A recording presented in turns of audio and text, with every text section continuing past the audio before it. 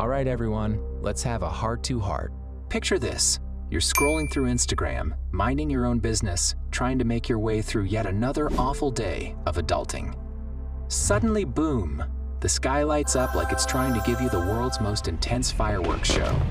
And before you can even think, the ground shakes beneath you.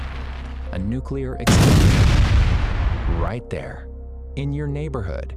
And for a brief second, you think, well, that's it. I'm gone. So long, burrito, Netflix, and whatever else I had planned for the day. Goodbye, cruel world. But guess what? Plot twist, you somehow survive. You're one of the lucky few who made it out of the initial blast zone. You're alive. You're standing there like, wait, what? But here's the real kicker. Surviving the explosion isn't where the story ends. Oh no, my friend. That's just where the fun begins. You think you've dodged the biggest bullet? Not so fast. You've got a whole new set of problems coming your way that'll make you question every life decision you've ever made. So, let's dive in. What happens after you survive the explosion? The good news is, you're alive. The bad news? Well, it's basically living in an apocalyptic wasteland, where everything you knew is gone, and radiation becomes your new best friend. But don't worry, because I've got you covered. I'm about to take you through the joys of surviving a nuclear explosion where you'll deal with radiation, food shortages, and the loneliness of being the last human alive. So grab your favorite snack, or what's left of it, and let's jump right in to the nuclear aftermath. Buckle up, because this ride is about to get radioactive. All right, let's break it down. The moment you realize that the world's about to end, you're probably thinking, is this the real thing? Am I in some sort of disaster movie? Well, if you're wondering whether this is a movie moment, it's not. It's the real deal. Here's what happens when a nuclear bomb drops. You see a flash of light so bright that you're practically going to need some serious shades. It's like if the sun suddenly decided to go supernova. And then, boom! A shockwave hits you with the force of 1,000 freight trains, and your body gets slammed like you're a ragdoll in a wind tunnel. This is where most people check out. Seriously, a nuclear explosion is no joke. But not you. You've survived. Now, after the initial shock, you're probably thinking, well, I made it through the worst part. I should be getting a medal or something, right? No. You're alive, but you're still in a world of hurt. You've got this big radioactive cloud, fallout, the smell of burning cities in the air, and maybe a slight ringing in your ears. But hey, at least you survived the first blast, right? What happens next, though, is where the real problems kick in. You've made it through the initial explosion, but now you have to deal with what comes after. The aftermath is where the true test of survival begins. Spoiler alert, it's not just about dodging the initial blast. You'll soon find out that surviving the blast isn't all sunshine and rainbows. No, it's the loneliness, the scarcity, and, oh, yet the radiation. Fun, right? So, you've survived the explosion. Congratulations, you're the lucky one. But now you're in the fallout zone. The first thing you'll notice after the blast? Your surroundings are absolutely destroyed. Everything's either on fire or just dust. Your house, your car, your favorite corner, cafe poof, gone. You're now in the middle of a wasteland. Food? Ha! Good luck finding anything that's not covered in radioactive dust. You might think you're lucky to find a can of beans, but guess what? Those beans are probably irradiated. You won't be getting your next meal from the local restaurant anymore. No. Now it's all about scavenging, people. You've got to get creative.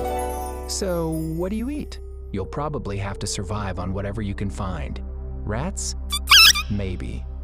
Dirt? Possibly. If you're really lucky, you'll find something that's not completely radioactive. Survivor, right?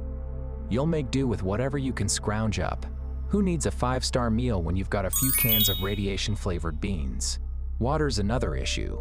Don't even think about drinking from the nearest stream or puddle. That's basically a cocktail of toxic waste.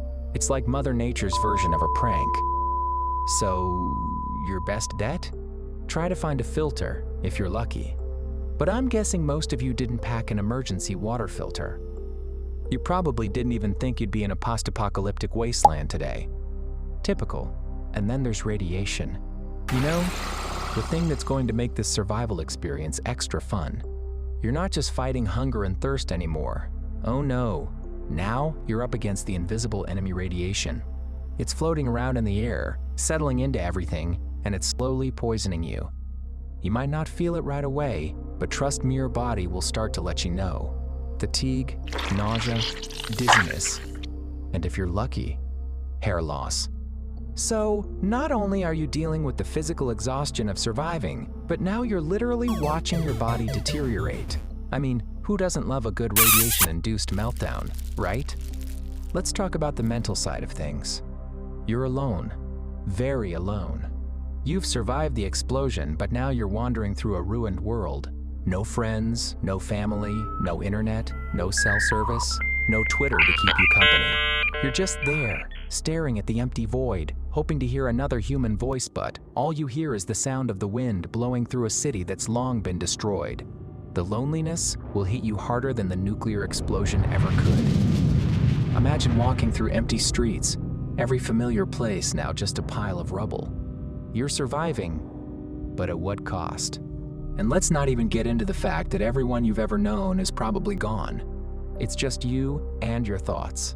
And after a while, those thoughts get really dark. And let's face it, you'll probably start talking to yourself. But hey, at least you don't have to deal with your annoying boss or that one coworker who keeps stealing your lunch, right? Silver lining! Okay. So you've made it through the initial chaos. Now what? Time to start thinking long-term. Can you keep surviving in a world where everything is radioactive? Spoiler alert, it's not easy.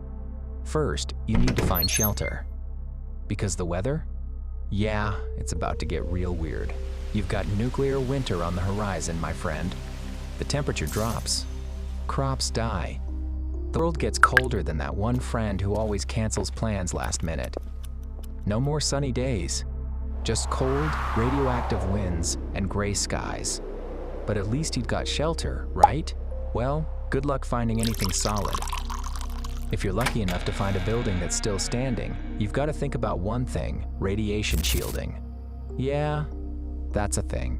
You'll need to find a place that's thick enough to protect you from the deadly radiation, or else you'll just be baking in your own juices until you turn into a glowing mess.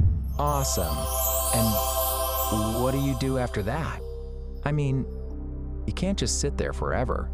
At some point, you're going to have to start rebuilding your life, your new world.